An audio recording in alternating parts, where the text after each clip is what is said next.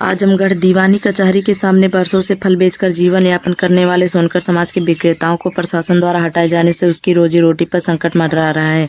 इस मुद्दे को लेकर भाजपा की प्रदेश उपाध्यक्ष नीलम सोनकर ने मंगलवार को डीएम से मुलाकात की और प्रभावित विक्रेताओं के लिए वैकल्पिक स्थान की मांग उठाई। बताते चले कि प्रशासन ने हाल ही में दीवानी कचहरी के सामने से फल विक्रेताओं को हटाने की कार्रवाई की थी, जिससे सोनकर समाज के इन परिवारों की आजीविका खतरे में पड़ गई है। विक्रेताओं का कहना है कि वे दशकों से मेहनत कर अपने परिवार का भरण पोषण कर रहे थे, लेकिन अब उनके सामने बेरोजगारी की चुनौती खड़ी हो गई है। डीएम कार्यालय पहुंची नीलम सोनकर ने इस कार्रवाई को लेकर प्रशासन की कार्यशैली पर सवाल उठाए। उन्होंने कहा कि दीवानी कचहरी के सामने हमारे समाज के लोग बरसों से फल बेचकर अपने परिवार का पालन पोषण कर रहे थे। प्रशासन ने अचानक उन्हें हटा दिया, लेकिन ना तो कोई पूर्व सूचना दी गई, ना ही वैकल्पिक व्यवस्था की गई। हमने डीएम से निवेदन किया है कि इन विक्रेताओं की तुरंत कोई उपयुक्त जगह दी जाए ताकि वे फिर से अपना व्यापार शुरू कर सके और उनका जीवन पटरी पर लौट सके।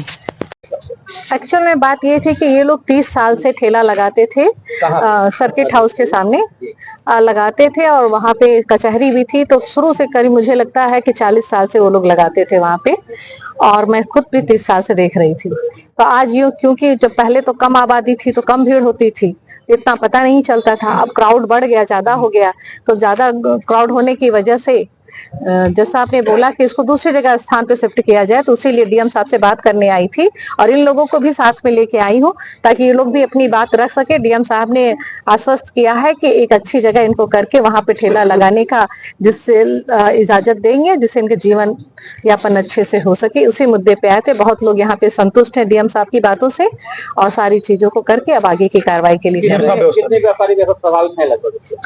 ऐसे तो ये मुझे लगता है 10-15 ठेले का है और जगह बीच में भी और जगह कहीं लगा रहे हैं, तो उनको एक जगह व्यवस्थित करने की बात हुई है।